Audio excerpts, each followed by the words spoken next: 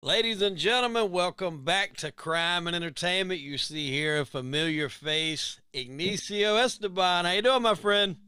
Hollywood Wade, man. It's great to be back again. I think it's our fourth edition. I like it. It is, it is. You've been making the rounds there. I see you on a lot of the podcasts. I think you were on Adrian's over at Yes, Invest in Yourself Clothing. Shout out to Adrian.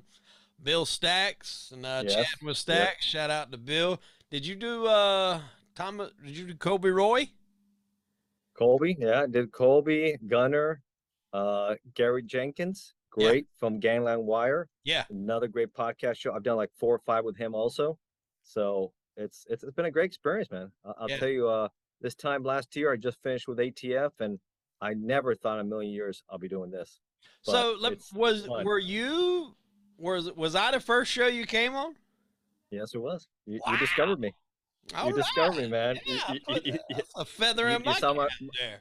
yeah, man. I definitely feather your cap. You saw me. I think I posted some stuff on your Facebook page Yeah, about one percenters, yeah, and I saw you had Jay Dobbins, yeah. and we started going back, and I saw about my autobiography, which I think you may not see the poster behind me. I see it back there. ATF Undercover, good hmm read. So if you guys like that, and then we started talking about bikers and organized crime and you name it, politics, right? I think we've Yeah, talked politics, yeah. We cartels, covered all the El bases. Chapo. Yeah. I Now we had some think great we could talk about episodes, man. everything. And I Yeah. remember when I think you seen the clip from Jay Dobbins' interview, and then you reached out, you sent me your book, or you posted your book on the Yeah. page, and I was just like, all right, I can go with this, and yeah, that's cool, man. I'm glad you're making the rounds there. I'm glad it's Yeah. working Yeah. out well for you. And for your audience to know, I think I mentioned to you, had worked on a screenplay, hmm and based on my autobiography, we have completed with which helped me with an award-winning writer, really good, and have a production company out of London helping promote it. So we'll see. It's a pilot to do a series, and we'll see. I'll make sure I let you guys know how it goes. It's Absolutely. exciting, If you do that, man, you're exciting. definitely gonna have to come back on and give us some exclusive, some inside info there. Absolutely, man. Absolutely. Well, today, man, I want to talk about some of the one percenters, some of the bikers. I know you had wrote a book on Ruben Cavazos. I think one of the last times we also did a show, Yeah, we that's right. we put out a vote to get a book, and that was on Sonny Barger. So maybe just kind of go over those two guys. Sonny obviously, I think, passed away since we done our last episode, I believe. Yeah, I did. I did one. In fact, we had the survey on your show. Give your audience a little background. hmm People voted. We had Sonny Barger, Taco Bowman, and Doc Cavazos. And of course, Sonny Barger had just passed away. So hmm he won by like 10, 12 votes or so, Right. which was expected. But then I decided to do a book then on Taco Bowman, and I did one on Doc Cavazos. So we can talk about all three, which are good. And it goes nicely with my original one on the one percenters. If you don't know exactly all about the biker world, it kind of gives you a cap of the big five, right? And Right. some of the cases and where things are. I mean, it's obviously more of those three are the pagans, the banditos, the Vogels, and of course we're talking about the Mongols too. So if you don't know a lot about that, I think that's a good start. And then I go in more detail with Sonny Barger, Taco Bowman, and Doc Cavazos, which I think is good. So I mean, before good books, and if you're a big reader, I think that's substantial reading for you. If you're not a big reader, I think those are smaller books and you can break it down a little bit. So Yeah. all of that So on Amazon. the big five, I'm assuming that's what Hell's Angels, Yeah. Mongols, Outlaws, Okay. Banditos, and Pagans. Pigs and you throw Vagos in also, so maybe Yeah. six. You're big Okay. six. The Mongols come and go, obviously, but now they've gotten a lot bigger and other things have expanded. So interesting story. And the book I wrote about Doc Cavazos is Mongol Nation, the fall of Doc Cavazos, and he was an unbelievable story how he rose to become national president, pretty much international president, because they have chapters worldwide of that, and how quickly he fell from grace and how badly it went. Yeah, his rise was fairly Unbelievable. quick. His reign was also fairly quick, and then he went down. And let's start with him. To give a little bit of background on him, like he was obviously in the club, but I think he did hold. I don't think he was a doctor, but wasn't he like an X-ray tech or something like That's that? right. Right. That's why I call him Doc. Yeah, Right. He had a license as a radio technician. right. So, And so, yeah. at least for a period of time, I think he did keep up that job. So when he Yes. first come in, did he, before he took over power, did he hold any sort of ranking? Was he sergeant at arms? What sort of ranking did he Yeah, hold? he's a LA guy, Hmm. parents Mexican Americans, right? Yeah. And he was raised. What I was reading when I was about the reports, he was in, like in the LA gangs, Sureños, right? The Southerners, and Mhm. Los Angeles with the Avenidas, the Avenue gang, hardcore street gang, right? Yeah. So he grew up in this culture. He grew up a part of a street gang. And then he got old, and then he got recruited by the Mongols. And but I want you to remember this: these street gangs, especially the ones from the Sureños, they're tight with La M, right? The Hmm. Mexican mafia, and those guys who work for them, they have to pay tax to La M, so which is the Mexican mafia. So Hmm. remember that when I'm telling you the story, how tight it is, and how they're not going to appreciate what he does later, which is important in this story. So he ends up getting recruited by the Mongols. So he goes from one street gang to another street gang, right? He goes with a biker gang this time. I guess he was familiar with bikes somewhat, so it was okay. And he moves up, but he doesn't like the culture. He sees a bunch of old guys who drink a lot, who are not feared, who feel like they're not respected, and he's ambitious, and he wants to make something out of the Mongols, right? So he wants to start bringing his boys in. He wants to bring guys in he grew up with, who are Sureños, hardcore gangs, which is going to get people's attention. Hey, when we walk in a room, people are going to fear and say, we got to be careful. These guys are badasses, right? Hmm. Because right now he doesn't see that. He sees a bunch of old guys who just want to drink and get drunk.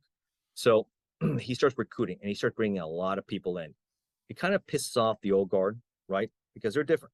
They really like the biker culture, and they don't want a war with other street gangs, or they don't want problems, which is what's going to develop.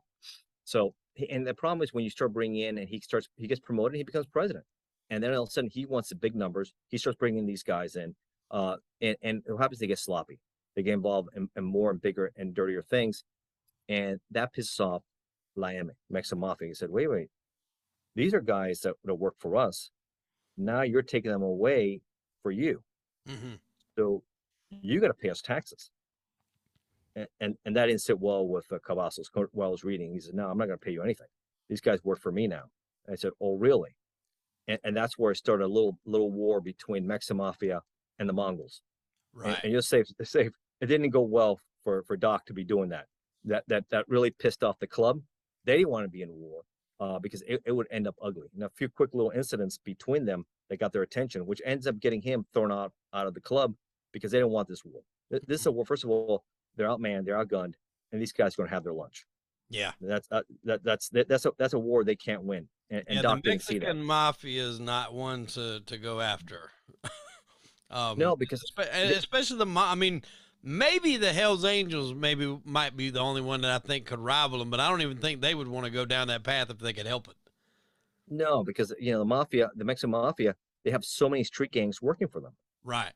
They're just going to outnumber you, Yeah. and there's no way. And they're more vicious and more ruthless. And these guys are hardcore street guys, so Yeah. they understand. These guys are hardcore, and some of these biker guys may not be.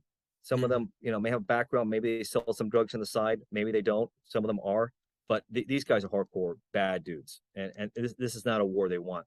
And They've had. speaking real quick, just speaking on the size of the Mongols, isn't that kind of what put Doc in this position because he was trying to beef up numbers? Yes. And a lot of these bikers, man, they're old school to their roots, and there's usually a phase. If anybody listens to the Jay Dobbins episode that we referenced earlier, Jay was prospecting, and that's kind of the phase you go through before you would become a full patched in member.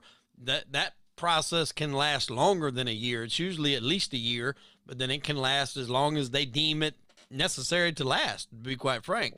And that was kind of the mold that they used to bring people in. And Doc, from what I understand, wasn't necessarily sticking to that. It was No. almost immediately patching some of these people in, and it was I mean, some of them I don't even think drove Harleys. It was more or less just to drive the numbers up. And at that point, you're kind of getting away from the biker aspect of what you are, Oh, absolutely. and you're really, I don't really know what you're becoming other than just a organized street gang at that point. The motorcycle gang factor's kind of gone out of that. Yeah, drug trafficking group. That's what they were selling. Yeah, pretty much. Drug trafficking group that's taking the profits away from Mexican mafia, which Right. is pissing them off. Yeah. Not a good idea, bad idea. It completely backfired in so many fronts because then he's bringing in a lot of people which no, they didn't do in their backgrounds. Then I get, and like a lot of them never knew how to ride a bike even when I was reading. Yeah, yeah, that's Never what I been read on a too. bike. They didn't even They have bikes. didn't have bike, never been on a bike. So a lot of them rode trucks, what I was saying. So it was a different kind of so-called biker group that he ended up forming. So I mean, there were some nasty battles between, and which ended up being the fall in 2008 of Doc Cavazos there. One time they were at a party, and there was fighting going on, shootings going on. So they're being targeted. The Mexican mafia knows, hey, Mongols are there. We're gonna be rough for these guys. They show up anywhere, we'll take care of them. One time they were confronted, and it wasn't very smart on their side, but they saw that one of these guys had a mobile meth lab. Right? They were in a hotel room, and they confronted the guys from the Mexican mafia and say, "What the fuck are you doing?" And he says, "Hey, mind your own business," type deal. And what happens? They know it's the police in the area. He said, "Okay, fine, we'll go downstairs. We're leaving." They're still in a confrontation. They end up shooting, killing the Mongol that's bothering them, right? But the police see what's happening, so they come to report, and they're trying to get away from them. They get arrested, and all the drugs they had in the car get seized. Well, as you know, that infuriated the hierarchy up there with the Mexican mafia. Said, "No, now you guys owe us X amount of dollars for the loss of this product. It's you guys that caused this issue." So things just really, really got out of control. And this was a battle where they were targeting now Mongols, and they didn't want anything to do with it. So, Yeah. and they suspected that he was also stealing from the club. So Really? the combination of him stealing and this war with the MLM caused this for them to vote him out. They said, "No, you're done. You're not a national president anymore. You're not even part of this club." And they kicked him out. So the problem with him rushing in so many people being patched in, not one, like with Billy Queen, he was made a full patch member back in the 90s, right? Right. One guy. Operation Black Rain, doing in the 2000s, 3-year investigation. Just remember, I know you like sports. You had LeBron James after when he came to the Heat, right? And with Pat Riley and Yeah. Bosch and Wade. Remember, not one, not two, not three, not four, not five, not six, not seven. You had 8 ATF agents. 8. 4 men, 4 guys were fully patched, so they needed girlfriends, right? They brought 4 ATF female agents in, and they're now inside. Also, what's going on. So 8 ATF agents are inside the Mongols Jesus. at this And this time. was all under Doc's watch, because one of the things we talked about in that Jay Dobbins episode, which is a pretty popular thing, you see video clips of it on YouTube, is in Nevada when they had the what was it, Laughlin? Is that Laughlin? Yeah. Where they Yeah. had the shootout in the casino. I When the don't Mongols, to this day, I don't really know how more people didn't get killed or hurt in that shooting. I mean, it's basically a full out brawl that started out with punches being thrown. I think I might even seen some hammers, but then eventually people do pull out weapons and start firing. I don't know how more people didn't get hurt. I don't know how more innocent bystanders didn't get hurt. Thank God they didn't. But wasn't there some pushback there that Doc didn't necessarily get front and center of that situation? He more or less got behind and out the back door. Yeah.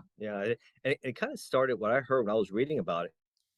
It really wasn't supposed to be a hostile situation. They were there for a peace conference that Sonny Barger was trying to set up in Laughlin right after, I think the next day, right? Because the Hellraiser with the pagans a few months earlier got out of control, where they were trying to kill Sonny Barger at the expo out there in Plainsville, New York, right? It was an ugly situation. Hell's Angel had to kill a pagan. And later, because of that case, I think 70-some pagans were federally indicted because of that whole situation. So he was trying to become a peacemaker. Of course, back in 2000, he's more of an advisor. He's more the face of the Hells Angels, right? And he's trying to cause peace.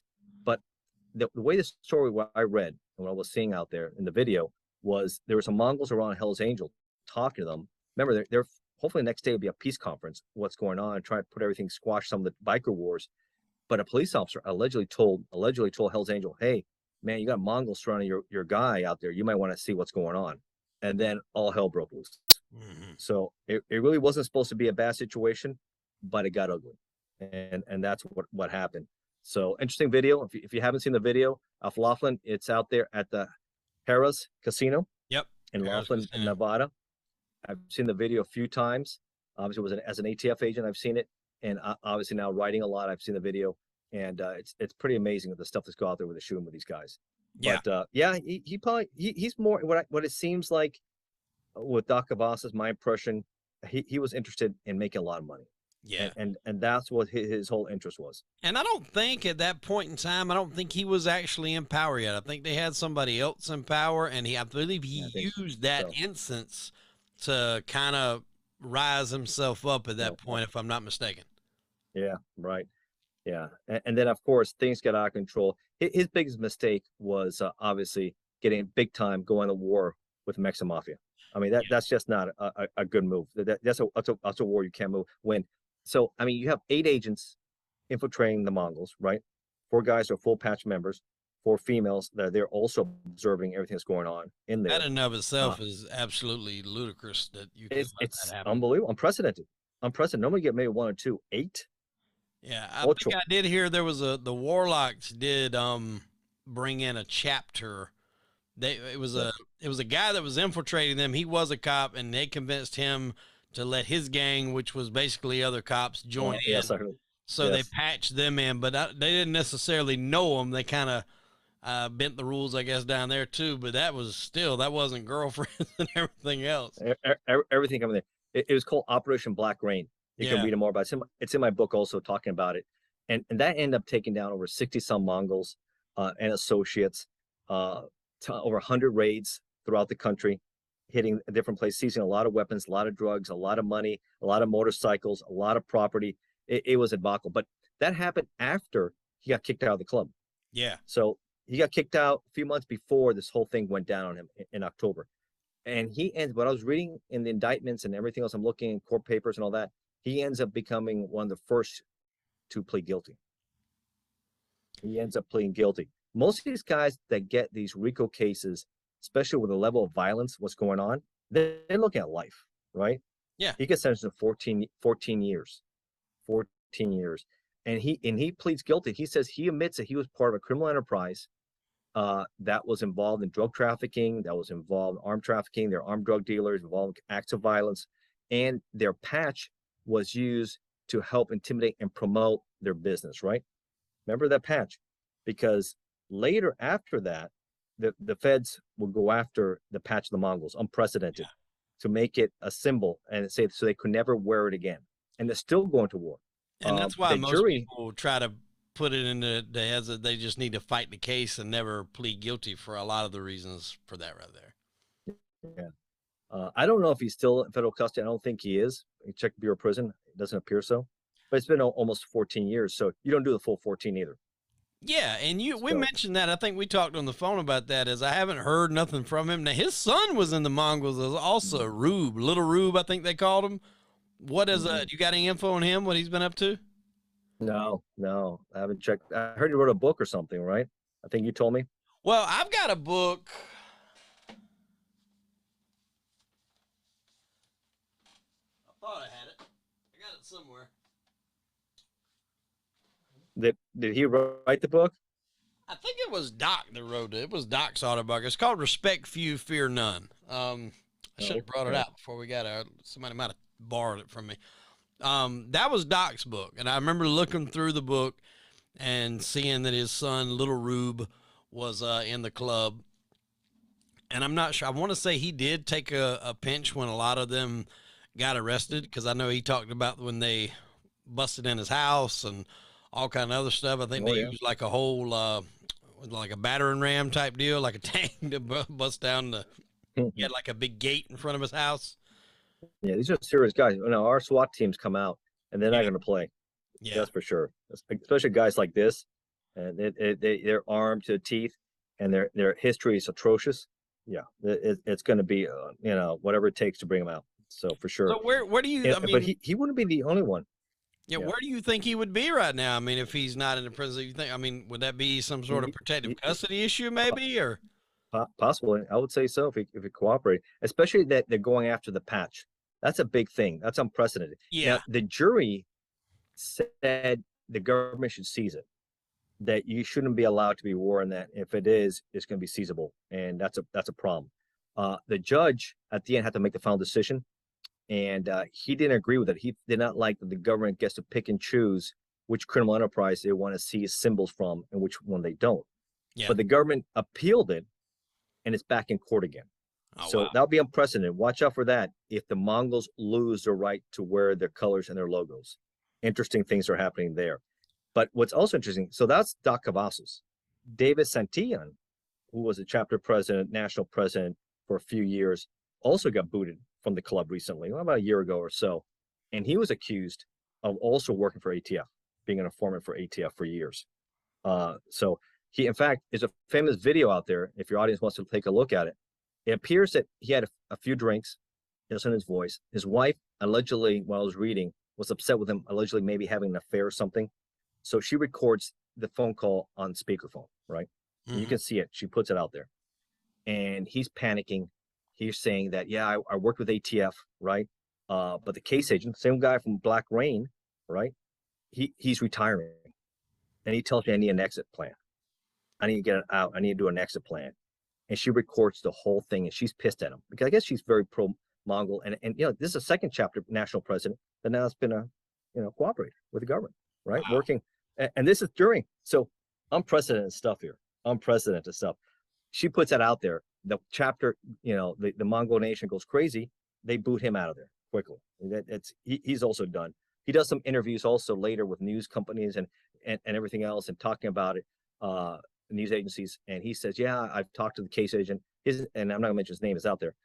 I've dealt with him in the past, working with him, but he didn't want to say he was an informant, right? But so that's what's going on also with him. So interesting that. And recently I just saw that some Mongols were arrested in Pinellas County, my old stomping ground in Florida, for killing I think it was a probate or someone affiliated with the Mongols. So it looks like the Mongols now are maybe in Florida causing some problems for the Outlaws. Look for that now. And I was talking to somebody who really follows the Outlaws, and they were saying that not just the Outlaws, they're worried about it because it appears that the pagans and the Mongols might be joining forces. I did hear something about that. I think Scott Bernstein may have said something about that in one of his podcasts. Have you spoken with Scott? I have.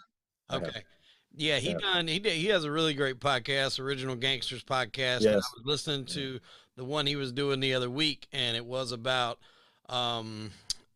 those joining forces, or what you said. And the pagans and the Mongols. Yeah, the pagans and Mongols. That's they're going for the Outlaws now. They're trying to take that. So which brings us. So that's a whole. So if you want to see some weird stuff, which I saw, it was shocking. Look at the video from the. I'm not sure if they're still married or not. Maybe not. I'm not sure. Her recording him talking about the problems he's having, exit strategies, what's going on. And that's maybe a bit in him in the ass, because then there were some accusations by the attorney for the Mongols that's saying that he was sabotaging. He had a trial in 2018 and he was the president, and saying that he was sabotaging their defense strategy and telling ATF what's going on. A lot of drama there, a lot of interesting stuff, a lot of drama, things to look at. So interesting there. So going to the Outlaws, so that's the Mongols where they're at right now. Mm-hmm. What's the deal with and of course Taco Bowman has passed away a few years ago, and Sonny Barger. So did Boucher. He just recently passed away. Recent, Hell's Angels heavyweight out of Canada. Did pass away. But that was a ruthless guy. Ruthless guy. I wrote a chapter about him. My recent one of my books are coming out soon, called Most Violent Crime Syndicates in Canada. And when I talked about 1%ers, he's the big guy there, Boucher, for sure. And how he got his name? Well, he would hound you until you got things away. He was a nag, right? Mm-hmm. He would be persistent and making sure. And the guy said, "Man, this guy doesn't stop." He was a deal with an operation. He wanted to make sure things went the way he wanted to. So that's how I got the name Mom. That's interesting. I didn't know that. And I think one of the things that really put a lot of heat on them, if I'm not mistaken, there was like either a car bombing or something, and a little kid got killed in the crossfire of that, or either the bombing or something like that. And that really kind of put him on the radar. And I want to say he was kind of maybe a folk hero of such up there in Canada. But when that happened, I mean, even the general public was like, all right, it's time to, take this guy off the street. Eventually, it all turns on all these guys. Look at Al Capone, right? With the San Valentine's Day massacre. And enough is enough. I mean, he was helping the poor guys. Remember, he helped the bread lines. Al Capone was out there helping the poor guys during the Depression. But after the Valentine's Day massacre, there was enough is enough. And that's when the start of the Untouchables came in. President Hoover at the time said, after he was approached, said, "Hey, it's too much corruption. This guy has to be brought down." And just like anybody else, the bigger they get, the harder they fall. Yeah, I And mean, that happens Pablo to these guys. Escobar used to do the same stuff. He would build hospitals Yes. and soccer Yes. stadiums and stuff like that to try to have the people on his side. But at the same time, if you crossed him, I think I read a story where he was having something at his house, and one of the guests stole like some silverware. I guess it was probably some expensive, and I guess he caught him, and he tied their hands behind their back to their feet and threw their ass in a pool right there at the party, like in front of everybody, and just Don't do that. drowned a kid right there in front of everybody. So now, I don't care how many houses or soccer stadiums you build, that ruthlessness is still there. It doesn't go anywhere. Now, Taco, just a little Chapo, bit. same way. Yeah, absolutely. El Chapo, same way. I wrote my book there. It's El Chapo Guzman, from poverty to drug lord to the supermax, and that's where he's sitting now. He escaped 3 times, but he's not escaping a 4th time. I tell you that. No, you ain't getting out of that Colorado supermax, buddy. I don't, unless the world opens up and you crawl out, you're not getting out of there. That's, I mean, you're in there with guys like McVeigh, Ramsey Youssef from the first tower bombing, Kaczynski, the Unabomber. Yeah. No, he's there with terrorists. He's there with the worst of the worst. Yeah, and he belongs there. I think. Yeah, he belongs there because he is that bad. If you don't know how bad he is, take a look. And I mean, the corruption in Mexico. What led to that was the corruption in Mexico. When the guy was a 14-year fugitive, and they put him in a prison where they spent a few months, and they built a tunnel, a 1-mile underground tunnel to where his shower is. We come out in this little moped for him, waiting for him, so he can go back to a house that was being fictitiously built and escape. You've got problems. and then Sean Penn, after the second escape, do you ever read that article, Rolling Stones? Interviews him in the mountains in Mexico, in the Sinaloa region, with this actress named Kate del Castillo. They find him, and they do a Rolling Stone interview. I don't know if you've ever seen that. It's unbelievable. And the stuff this guy says, unbelievable. She's interviewed. If you have a chance to read the article, you got to read Sean Penn, Rolling Stone magazine with El Chapo. You got to read that. They almost catch him. She had actually left her phone on or turned off, and they almost were able to track him, and they just missed him by a few minutes. So it almost backfired him. He was very arrogant. He was very arrogant, and all the stuff he was saying. And he bragged about killing thousands of people. A lot of those guys, didn't Pablo, I think, build his own prison when they finally, I want to say he blew up a plane that had like a diplomat or somebody from America that got us involved, and they was like, all right, we're going to put you in prison.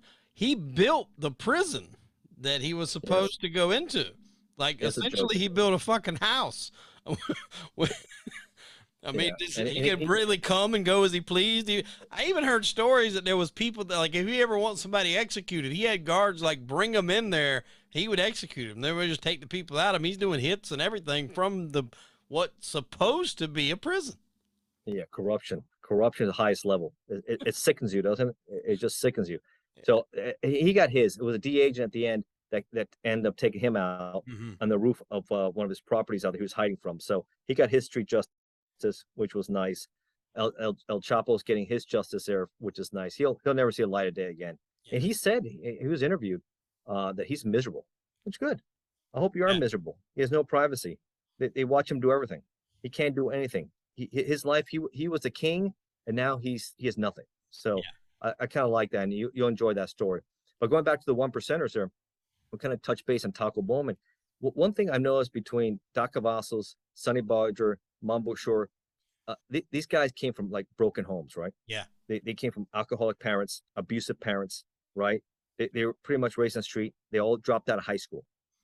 Taco Bowman become one of the most infamous, ruthless 1%ers. He went to private schools. He was product of Catholic school education, right? He finished really good schools, real good education, and somehow he gets involved with these biker groups. He becomes chapter president in 1970 in Detroit, and becomes national president by 84. Yeah, and becomes an absolute ruthless killer. I mean, this guy put some nasty orders in, which ends up in the 90s. He ends up being indicted. He makes FBI most wanted because he's a fugitive, and he ends up hiding in Michigan for almost 2 years until he gets caught because he's going to visit family, and he gets picked up, I think, by the marshals and get brought in.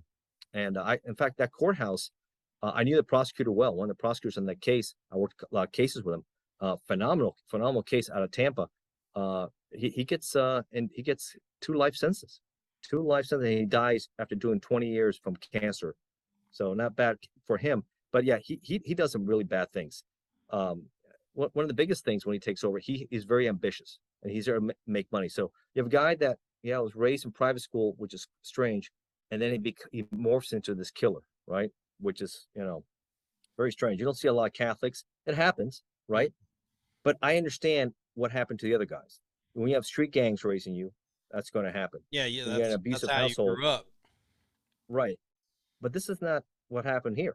He came up some decent money. So it's very strange how he got cut up in this world, and then what he does to people. It's unbelievable. He had one time, there was a former probate. This is a biker week, biker week in Daytona, very popular Oh yeah. in the 90s, and a former probate gets an altercation with the president of the Atlanta chapter, right? They get into it.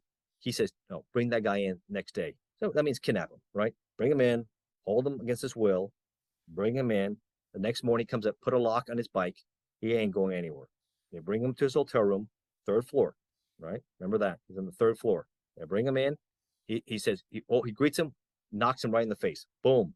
They throw him on the floor. They start kicking and beating this guy down. He puts a knife. Allegedly, he will be convicted of this in the federal case. So this is part of the indictment that's in there. Allegedly, according to witnesses, he put a knife to the guy's throat and says, if you ever do anything like that again, it's going to be a lot worse than now. Throw him off the balcony. Holy And shit. they tossed him out of the balcony. Seriously injured, but he doesn't die. That's the kind of guy he is. Throw him off the balcony. Hopefully the Off poor he went. bastard Full of landed in a probate. pool or something, maybe, or a bush or something, and break Yeah, his maybe he arm. hit some bushes there, but he must have landed the right way. But he was seriously injured, no doubt. He didn't die, Did but he he was stay seriously in the injured. club, or do you have any information on what he did, or did he get out, No, or what was it? he was no, he was a former probate. He was a former probate. He got mouthy with a chapter president, and that's they don't deal with that. And that was a bike week, so he has to make a name. Of course, bike week in Daytona, it's in their state at the time, the 90s, Yeah, I think it still is. And of course, you had the famous case with Bear Chafin, Bear who Chip. Yeah, was a that's one I was going to mention. When they killed him in his yeah, garage, that's yes, essentially what yes, started that whole feud, where the yes, Warlocks were kind of doing what we talked about, what Doc did. They were trying to pick up the numbers, and they wound up yes, bringing in that whole chapter of undercover cops. And then the brilliant thing, I don't know if that was ATF or FBI or exactly, but what yeah. Well, they ATF was did, involved in that one. Warlocks. they set up at Chapin's funeral. Yes, they took him down. They took down the Outlaws. Yeah, Yeah. because they knew they were going to respond. They had to respond. Mhm. Otherwise it would have been chaos. And that was really brilliant of almost setting up like their maybe even security or directing traffic. They let them Yeah. go in, they do the funeral, and as they're coming out from Bear's funeral, bam, they take them all down. And I thought that was brilliantly done. I don't even think they were expecting, even though they were there, I don't think they were expecting that. I think they thought they were there to maybe keep peace, so to speak. Yeah, there's a lot of good video out there. You can see it. There's Yeah. documentaries on it, on the case agent undercover. So he'll talk about it. I think it's Discovery and National Geographic has about it. So you can talk more what they did with the Warlocks and everything else. So, but and what upset Taco was, and I don't know if you know how he got his nickname. By the way, No, I already no, I tell you did about not. Doc. Now he looked very he dark complexion. He looked very Hispanic, right? He Very did. Mexican. Yeah, yeah. So they call him Taco. Okay. Very simple name, that one. I Like did not Doc. know how he got that name. He did look Yeah, Mexican, though. yes, they did, and they call him Taco, and that name's Doc. His name was Harry Joseph, Yeah. and they end up being Taco for Taco Bowman, which is very strange. But I mean, he did a lot of things. You had the one with the probate. You had so he ordered, and the one who killed him was a probate out of Fort Lauderdale, right? He said, if you want to get your logo, you want to get your patch now, you want to get your colors, you kill this guy, and we'll also give you 2 lightning bolts. So they provide him, the chapter president provides a probate, a pistol, 22 pistol with a silencer. The garage door was open. They said, this is the opportunity. And everything I read, he comes in there and he executes the guy, shoots twice in the Yeah. head. And that's it. And the guy, and Taco, allegedly they call him back, and Taco was very pleased. He said, you did well. Make sure he gets his patch. Just like that. Life means nothing. Catholic school guy, right? Life means nothing. Boom. So it's just shocking how someone transitioned from that to that. To me, it's just like the other guys, I got it. This guy was a little different, especially in the Midwest. Sometimes you don't see it like that, but that was bad news. I guess Another it one had that's to be pretty, that power, though. You think? I mean, maybe just the power of the mystique of being at the head of an organization like that, knowing that you do have that swagger, so to speak. That if you say somebody goes, they yes. go. And he's got his henchmen to execute his orders. Yeah. He Oh he, yeah, he tells people he had execute. a lot at his disposal. I mean, the He did. Outlaws, make no mistake about it, the Outlaws in Florida were the top dogs, and still are, in my opinion. I mean, Yeah, the Mongols are going to try something with the pagans, and it's going to be an interesting biker war. yeah, That, in my opinion, is going to go on over there. That's, I think, another one there, because Florida used to be an open state, and that was one of the visions. When Taco took over in the '80s, he said Florida's going to be ours, and that's what I was reading, that he had an ambition, because he knew a lot of drugs, a lot of money, and all about these guys is about making a lot more. oh yeah, They were pushing a lot of drugs, but if you really want to know how what his real how demented and evil he was some ways. There was this one case, and this is all an indictment, and he was found guilty on this. So all these different counts are in there. This was this club. It wasn't even a 1%er club. This was a club that offered support for people who are recovering alcoholics, club who are recovering from drug addictions. Right? You have these support clubs, right? yeah. So this is a support club. Just put that in your context. This is not a 1%er badass club. This is men and women with their families on the weekends offering support to people. Okay, just think about this mindset here. There was an altercation between a Hell's Angel and an outlaw, and they shot each other. They were killed. Right, this happened in Florida, and this group went to the Hell's Angel funeral to offer support to the family, but they don't take sides. They don't take sides. They just offer support. I guess the media have photographed a picture of them, and they called the Fifth Club motorcycle club, right? Fifth Club, Oh, and they're just regular people, and they're photographed hugging Hell's Angel, right? The picture, he reads it and sees it, and he goes ballistic. He says, "Bring them in on a ruse, bring them in Orlando into their chapter, and let them have it." These aren't 1%ers, bro. They're not drug traffickers. They're not influencing you. But he feels offended by it, because our guy got killed also. They should also have been given respect to our guy. mm-hmm. Okay. So these poor people, unbeknownst to them, get caught in a trap. They get invited. They think it's going to be a picnic, what have you. They go in the back. They get surrounded. The chapter president starts getting a beat down in front of all of them. The other guys take their guns out and holds everybody else at gunpoint. And they have to witness the chapter president pretty much getting pistol whipped, getting kicked, getting assaulted. And then they say, "Hey, listen, per Taco Bowman, you guys are not going to be wearing any more of your colors, any more of your logos or anything. Take it all off and throw in this pile here." And then they start beating down them also. And you talk about men and women and everything else. They took a beating.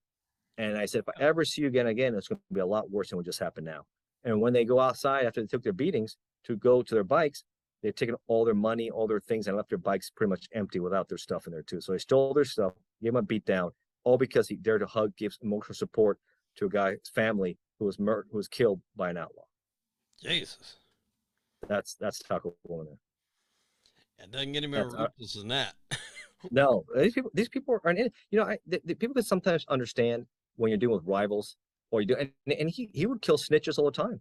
Anybody he suspected was an informant within the organization, he'll have him executed. There was one that he was found guilty on also. They said, yeah, but we need to make it look like an accident, like the rivals did it. So he would have guys, one guy was shot in the back of his head, and dropped in the snow, like, hey, someone else killed him, not us. And when asked about it, I said, oh man, I don't know what the hell happened. So he would do a lot of stuff like that, car bombings with the warlocks. I mean, that was a nasty war he had going on. In Chicago, he was furious with the Hell's Henchmen, because they were showing a lot of their colors, and they're affiliated with the Hell's Angels. So they would go to war with them also. So anybody that interfered with his image, his power, anything else, ruthless. And when did he finally go to prison? Well, he was convicted in the late '90s, after they caught him, and the trial was in Tampa. He was convicted, and he was sentenced to 2 life sentences. And he did 20 years till he died of cancer recently, a couple of years ago. So, and you know, he suffered and he died there. So that was him. Sonny Barger. Sonny Barger never did any real long time. He That was did. going to be my point leading into Sonny. So we've covered Doc. We Mhm. talked about Mom, who was in jail and died in prison. He died Taco in prison. Bowman. Yeah. All these Yeah. guys died in prison. And we don't know where Doc's at. He could be, God knows where at this point. I don't even know if I would put Doc Cavazos on the level of these other guys we're speaking on right Yeah. now anyway. But No. to be that figurehead of, when you think Outlaws, Taco Bowman comes to mind. When you think Hell's Angels in Canada, obviously Boucher comes to mind. When you think Hell's Angels over here, Sonny Barger comes to mind. Yeah. And like you said, Sonny never really done a whole lot of time. So No. it speaks, I think, volumes to, exactly the game that he played with law enforcement. And that's what it is. I've heard George Christie speak on a number of Yeah. podcasts and shows, and he's a very bright guy. And, he gives all the respect to Sonny that he is a very sharp guy, especially when it comes to things like evading law enforcement and things like that. What is your take on Sonny as a whole and his whole, you know, I guess career, if you will, He, in he, he Hell's got Angels? he got lucky. He got lucky. Like I said, he came from also like I said, he came from a broken home. His mom left him when he was a few months old, right? Mhm. His dad was an alcoholic. Yeah, he was born in Modesto, California. He dropped out of high school. He did join the army, and he was 16. He lied. He had a fake birth certificate. He wasn't 18, so he served until he was under 18. They found out it was fake, but they didn't give him a dishonorable. They just had him an honorable discharge from the military. So he didn't get dishonorable, but he served a year and a half. But he was underage when he out there. So he's very patriotic some ways, but I think the whole biker culture. He develops also a severe cocaine addiction in the 60s, right? And that really influenced him. They're involved in very controversial things. Of course, very anti-protesters of the Vietnam War. Right. He gets in a lot of conflict with guys who are supporting the U.S. withdrawal, and he thinks. I think he even made a statement once. They said, "You give tough Hell's Angels out there, we'll send the Viet Cong back to North Vietnam or something, right?" And Yeah. I don't think the president responded to that, but LBJ, Lyndon B. Johnson, but it acted well. A lot of people got their attention. And so in some ways he's patriotic. Okay, great. But yet he also gets involved in other bad things, in criminal, activities, right? They get involved. They get a bad reputation, which really hurts them. In that famous, I don't know if you've seen the video, Rolling Stone concert Oh back yeah. in the late 60s. Yeah, where the guy Uh, got stabbed. Stabbed. Yeah, if you haven't seen that Yeah. video, he's in a green suit. Yeah. You can't miss it. And the guy comes out with that knife on top of him, bah, bah, bah, bah, right? And but the thing is, it's a drug concert, right? This is right after Woodstock. Everybody's in Northern California. This is another freebie concert, and the Rolling Stones. I guess they got a lot of guilt for charging so much. They felt obligated. But it was a who's who at the time who was out there, right? You had Jefferson Airplane out there. You had Grateful Dead. I mean, you name it at the time. You had these guys performing, and they were the last act, but everybody was so stoned out of their mind. And the Hell's Angels had 3 kegs in the back where they were saying they were all drunk out of their mind. It was just a battle royale came out there. Well, So I mean, and I that kind of got to put that on the Stones just a tad bit because it's kind of yeah. like that old adage, be careful what you wish for because you just might get it. When you go with Hell's Angels as your security, No. I mean, that's, I don't know what you think could happen, but it definitely probably can and probably will be worse than what can imagine. I think, matter of fact, on that episode that I was listening to on Yeah. Scott Bernstein's podcast, he was saying that Kid Rock used a lot of, I think he was saying Outlaws as security for his Oh a no. lot of No, his that's not smart. concerts. Or at least that he did. I don't know about now, but in the beginning that he did, because I mean some of these concerts can get quite rowdy. I just watched the Yeah. I can't even They remember need the name of it, but it's that professionals. last Woodstock special that they had where they just destroyed that whole damn place. Oh wow. Yeah, it's a Yeah, really you know cool what's crazy special. too? And how about the concerts where the people just start getting too close and people start getting crushed? I think was it in Houston or in Texas somewhere? Like a couple of years ago, 3, 4 years ago, was a Yeah. rapper there, and the Yep. people they lose control of these concerts. So Yeah. Yeah, it happens all the time. It happens all the time. It could have been like that too, but that guy who was stabbing him was convicted of murder What is he for killing that convicted? I guy. thought he got acquitted. No, he was convicted. There was another guy they were trying to charge in a conspiracy, but he got acquitted. But 'Cause the guy who was stabbing him, they I said he want had to a see gun, but a yeah, documentary. They were saying that they were saying that you could see them going down, but the stroke that actually killed him was an mm, upstroke. oh, interesting. That's been a I didn't long hear that. time ago since I've seen that Yeah, documentary. yeah, interesting. I didn't see that part, I know but they I had remember. beef with the Stones for a while after that. Like there was a lot of issues, I think maybe with payment or something like that, and there was a lot of beef there for a long time. Yeah, I saw that interview. Mick Jagger was looking at it. He said when he was interviewed then, he just couldn't see that happening in front of him because I guess it's so dark. He just didn't see, that's what he says. He didn't see the guy stabbing him and stuff. And I think they wanted to stop playing, but allegedly, this has been reported, Sonny Barger put a gun to Keith Richards' side and said, "No, you guys keep on playing." They wanted to stop, and he said, "No, you guys keep on playing." so so that Get that dark breaks bad. playing MF boy. Yeah, I think Rolling Stones called it, the magazine called it, "Let It Be, Let It Bleed." That was the title of it. It was brutal. I mean, the one that had lead singer Jefferson Pilot was knocked out cold by Hell's Angel. Yes, knocked He him was knocked slam out out. cold. Oh I my! I heard mean, Christy tell that story before, knocked him right out. he knocked him out. No, no, no, not Christy. He was telling the story about Oh, the guy gotcha, that did gotcha. not, I forgot his name, but about the guy that did knock him out. So I mean, those are the things. So that really is about everything. But Sonny Barger almost got the death penalty in the early 70s. I mean, he was being tried for the murder of a drug courier that allegedly owed him $80,000. Right. This is back in the early 70s. And according to a witness testified in the trial, that's in reports and everything else, he saw Sonny Barger. He was livid. They go inside the house the guy's staying in, and he puts two bullets in the guy's head when he's sleeping. Right? The guy came from Texas, and he kills him. That's what he says. That's that trial. But they try to discredit him. But what helps him? So you're talking about how does he get away, and what kept Sonny Barger? This was interesting. I found out. Sonny Barger, a sergeant from the Oakland Police Department back in the early 70s, says, that's what he says. He testified under oath that Sonny Barger was working with him, helping him, giving him weapons and locations of leftist organizations like the Black Panthers in Underground Weather, where the guns and other stuff were. So, in essence, Sonny Barger was an informant for Oakland Police Department for years. Wow. He would end up being acquitted. No surprise there. He could have been, that could have been game set match right there if he would have been convicted, because the witness said he shot him point blank and killed the guy. Right. And in cold blood, guy sleeping, and lights. That's it. Never wakes up again. Done. Holy He survives that one. He gets convicted later on drug trafficking charges. He does about 2 or 3 years in state Yeah. prison in California, And there Folsom. wasn't much. Right. He wasn't much for that. He gets throat cancer in the early 80s. This is bad for him. He gets his vocal cords removed, and he has to get a little voice box, and he has to talk from his esophagus from then on.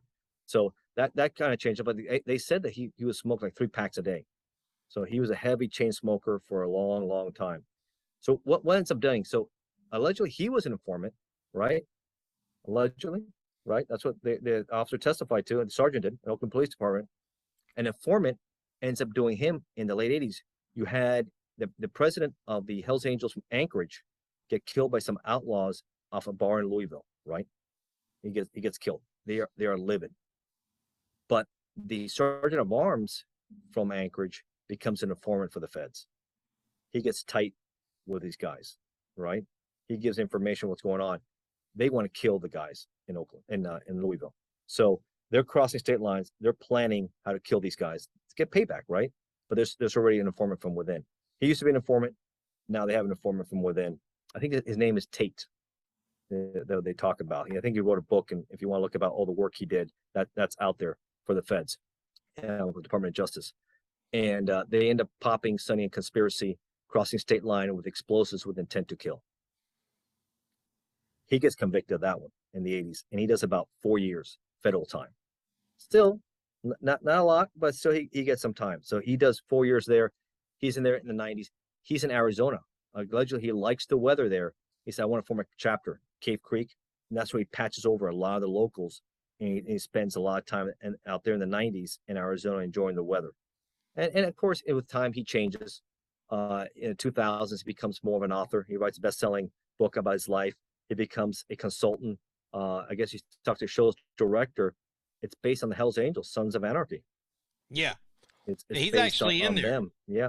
He's in the In show it. in Yeah. the later seasons when they go to prison, when some of the members go to prison. I think in the show his name's Lenny the Pimp, but he's in Yeah. there later on. A lot of the guys talk to him and stuff in there. And yes, I mean, Kurt Sutter was a director and creator of Sons of Anarchy, and he went above and beyond to get a lot of like insider knowledge. I guess a lot of like the Sopranos did, you know, they brought on actual real mob guys. Tony Sirico was a Yeah. real mob guy. Yeah. And they had a lot of guys on that show that were Hell's Angels at one point. Chuck Zito, who came on in the later seasons as a former Hell's Angel. David LaBrava, who played Happy, which was in there quite a bit. He was actually just supposed to be a consultant. Yeah. And he got on. They gave him a speaking part. And the audience seemed to kind of like him, just his style and the way he talked and everything. And he became, you know, a main character all the way to the end. I think he's still working in some of the Mayans episodes as of right now. But he was a former Hells Angels. There was another guy that was in there later. I can't remember his name. He didn't have a lot to, he wasn't like an intricate player, but he was one of those guys that was there towards the last season. He would kind of just be in the background, but he's a current shot caller for the Hells Angels, like right now. Yeah. Yeah. And we know what they are. They're an ongoing criminal enterprise. Yeah. So to be part of that, it means what's going to end up one way. It's going to end two ways for you. It's going to end up you doing a lot of Fed time, or you're going to get shot or killed by a rival from within. I mean, these guys have shown that they don't like you even. These guys take care of themselves. Yeah. There's no honor among thieves. So it's not going to be end up well. I know they kind of glamorize a little bit, but I think the audience should realize what these people are, and which I call my book, you know, Thugs on Wheels, which is what they are at the end. They're criminals. So what Sonny Barger really, people, I mean, I think some others have talked about it. He also was a domestic abuser. His third wife, it was documented with the sheriff's office report, and his stepdaughter, she had broken bones, broken ribs when they came in, and a ruptured spleen. And the stepdaughter thought, when she said to the police in the reports, she thought any day he was going to kill her. That's how bad the domestic abuse was over there. So those are different sides of Sonny Barger, right? You have the domestic abuser, drug for those user, Angels guys to do that. And that's accepted in their culture. Yeah. Right? There was a story. I don't know if you remember or if you ever read Hunter S. Thompson's book where he was with them for quite a while. That was back in the 60s? Yeah. Yeah. Hunter I saw a documentary on him. Yeah. Hunter S. Thompson followed him around and basically stayed with him, partied with him for quite a while. Yes. And before the end, like after he was almost done with his book, there was an incident where one of the guys was fighting with his wife and a dog was there, and he kicked the dog and was hitting on the women. And I guess Hunter even told him, he said, I thought only something along, maybe I thought only bitches would hit women and kick a dog or something along those lines. Anyway, the guy beat the hell out of Hunter S. Thompson after that for saying what he said. And then later he did a TV show, and I think that same Hell's Angel or another guy comes around on a motorcycle around the studio set, rides around circles around him, gets off his Harley, and then confronts him about the book. Have you seen that? No, I didn't see that one. Yeah, I think it was on CBS or something. You got to look it up. Look about the Hell's Angel confronting that guy Thompson, and he's shaking. He's kind of, because he already took one beating, right? Oh yeah, he's kind of shaking. A pretty good one too, from what I read. And he said, man, he calls him all kinds of names, and he says, man, you even promised us buy us a few kegs, man. You couldn't even do that for us. That's the mindset these guys are at. He's calling him cheap and everything else. I mean, it was bad, but it's pretty entertaining. If you haven't seen that, look it up. It's fun to watch. Back in the 60s, so put you in how things are then.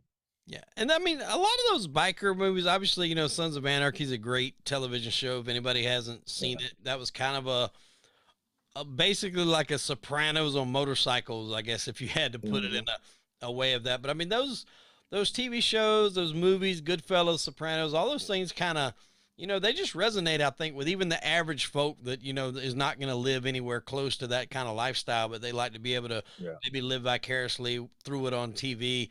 And the movies are just good. I mean, there's been a lot of, I mean, some of them might say they were cheesy or B movies, but I remember this biker movie that I watched a long time ago. I was young, but it had the NFL guy Brian Bosworth in it. It was called Stone Cold, and Oh yeah, he was like an undercover cop sent to this biker club. I can't remember the name of the club right offhand, but the movie was called Stone Cold. It had Brian Bosworth in it. Lawrence Hinkerson, I think, was like the leader of the gang. He was trying to infiltrate it. I mean, it was nothing the way they would beat people up, their own kind. The way they treated women, they would just kill people on a dime. It wasn't anything, to it.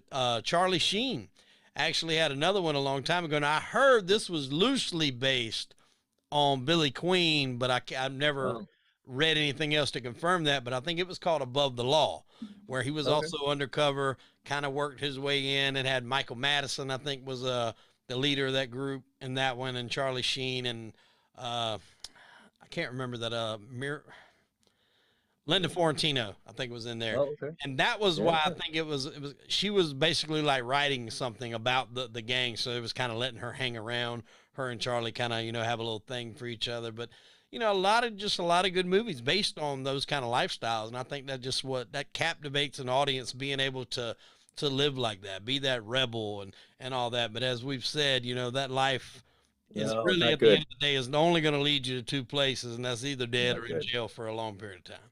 Yeah, you want nothing to do with it. It's cool to watch, good entertainment for sure. I think we talked about you want some other good organized crime. The one Tokyo Vice with Hmm. Yakuza. Yeah. That's a pretty good. I watched a few episodes there. I mean, like you want to see a different lifestyle. That's different. That's interesting too. You watch that. I'm hoping that I get something going with what I'm working. I think people find it with the street gangs Yeah. infiltration. I think they'll like it. If I get the TV show going, I think it'll be very interesting. Hopefully, do it out of Florida. We'll see. It won't be Miami, maybe more Tampa area. I think they'll find it fascinating. The biker world is a whole different world. It's a whole different culture. Like I said, women have the name of their guy on their back, right? Hmm. Kind of like a property. Yeah. And they say sometimes that they treat their pets better than their women. So it's a and it's a crazy culture. That's for sure. I guess I did hear one time Sonny Barger, yeah, go ahead. say that if he could gotten away from Harleys, believe it or not, he would have gone with the European bikes. Really? Yeah, he liked the BMWs and I guess some of the other. But that's what he said. He said, I maybe he was, I don't know. I'm just speculating here. It's just speculation. I don't think, I think that Harley was made because of the one percenters, right? Hmm. Maybe they owed him something and they never got it. Could So, I be. mean, would people be riding a lot of these Harleys? It wasn't for them. I'm not sure. I don't think so. No, no, I don't think so either. I think a lot of people like the other bikes better. So he said he likes the other bikes better. So interesting little tidbit there. Well, I think to round this up, man, I think we do. Yeah. There is something to be said for Sonny to be the de facto head of one of the biggest, we'll call it what it is, organized crime groups there is, be it Mhm. motorcycle club, group, gang, however you want to categorize them. That after everything that he'd done, being that leader, that figurehead for such a long time, he didn't do a lot of extensive jail time. And, he did battle, a number of health issues, but Oh yes. by and large lived a lot of his life free on the free world. And that was kind of what we were saying earlier. A lot of this, that doesn't happen to a lot of people, be it in the mob No. or, these street gangs, biker gangs and stuff like that. So that's about one of the only ones right off topic that I can think of that kind of rode off into the sunset, I guess, if you will, if that's such a term. There's a few guys in the mob that, never done really extensive jail time and kind of died at home. Carlo Gambino of the Mm. Gambinos was one. Tony Carter, right? Accardo from Chicago, Yeah. never done any time. Yeah. I don't think Yeah. he ever done a day. I know Carlo did do a little bit of time, but nothing Yeah. significant. So, there are a few here and there, but definitely few and far between. But when it comes to the bikers, I think Sonny would have to be kind of the top dog, and you're not going to see too many that will have a reign that he had that will, No. probably live that type of life basically for the most part out of incarceration. I think 60 years, pretty much the face of the Oakland Hells Angels. Now, of course, people will talk about You know, he wasn't the original founder of the Hells Angels. Correct. It There was was not. Otto Freeland that had founded the Hells Angels out of San Bernardino years earlier. Yep. There's other Hells Angels, but that he was able to somehow unite the Hells Angels of California, and he was smart enough to bring the bylaws and set it up. And when Friendly was incarcerated, he was smart enough to move the headquarters to Oakland, Yeah. and the rest was history. And I mean, And he that's took it from sometimes what there. it takes is a great mind, because if you look at Sonny, he's not exactly a physical imposing guy. I mean, I think when people think bikers, they think, 6'4", Big 250 guys. pounds, Yeah, just sure. cut up, ready to mutilate somebody.